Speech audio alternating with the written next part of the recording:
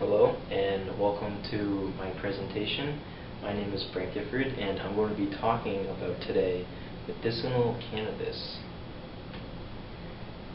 Now, a quick history on marijuana.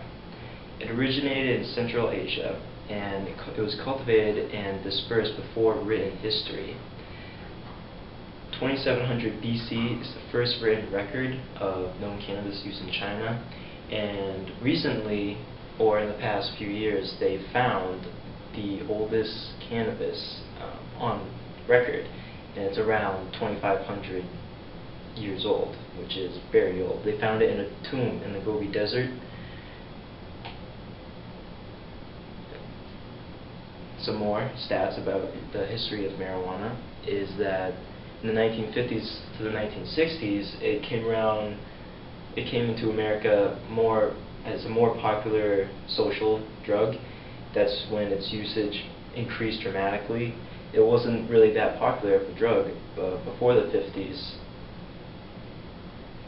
Now it is the most used illicit substance in America, and over 50% of Americans between the ages of 20 and 55 have tried cannabis at one point in their life.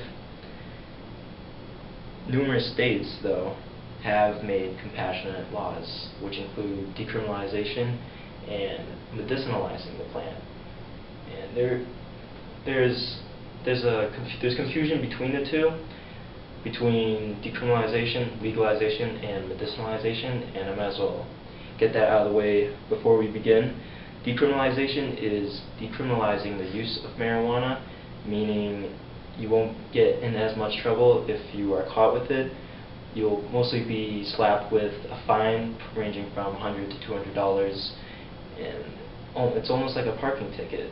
The officer will take what you have, but and still give you the fine. Or compared to a state that doesn't have it decriminalized, where you can face a fine of up to $2,000 and even jail time, no matter the amount. Medicinalization of the plant is using cannabis for its medicinal or medical use, because there's a lot of medicinal uses for it, and that's what my presentation is going to be about today, talking about its known uses, how it benefits people who are in pain and who are injured and suffer from disease. And legalization of marijuana is making it legal. You are legal to possess it, sell it. Stores are even able to sell it.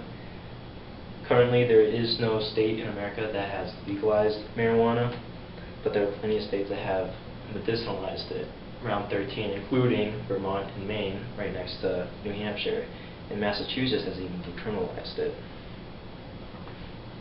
Now, marijuana is prepared by clipping off the leaves of a plant, revealing the bud or the flower of the plant, which is what is usually smoked.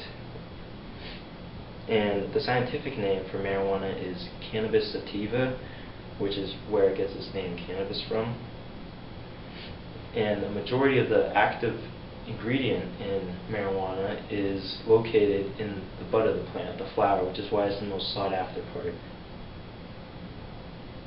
And as you see, there's an example of the vegetation of the plant, the leaves, which is usually the image associated with the plant, though it has very little THC value.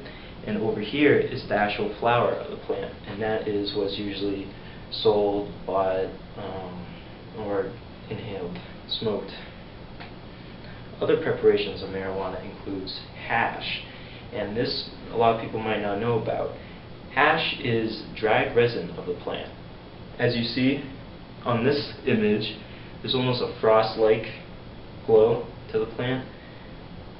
What that is, those are the trichomes of the plant. They're very rich in THC, the active ingredient, and hash is basically the dried resin of the plant.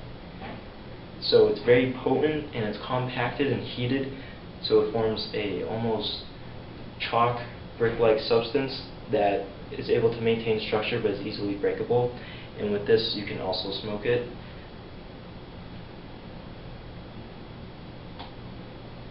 Another more popular method in the west of the United States, because of its very large medicinal use out in the West is hash oil. And as you see, it almost looks like chocolate syrup or a tar-like substance. And hash oil is basically liquid THC, the active ingredient. And it's probably the most potent form to buy THC in, ranging from 60 to 70% of it being the active ingredient.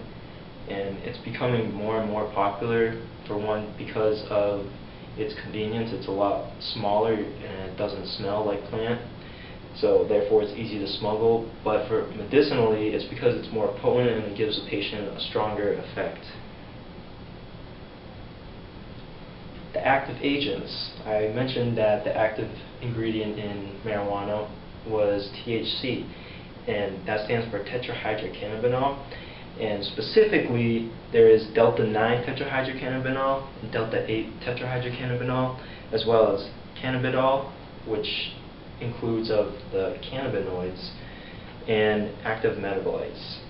Now, the cannabinoids don't produce the effect that the THC does. It produces alternative effects that you use when you smoke, almost the side effects, including dry mouth, laziness, or couch lock.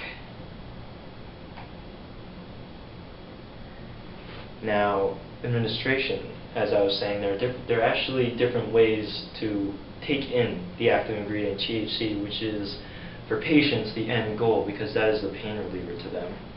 There's inhalation, which you could combust the plant, which means literally taking a flame to the plant.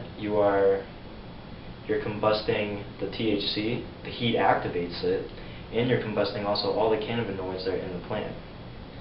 Or you could vaporize. And what vaporizing is the preferred method for medical patients.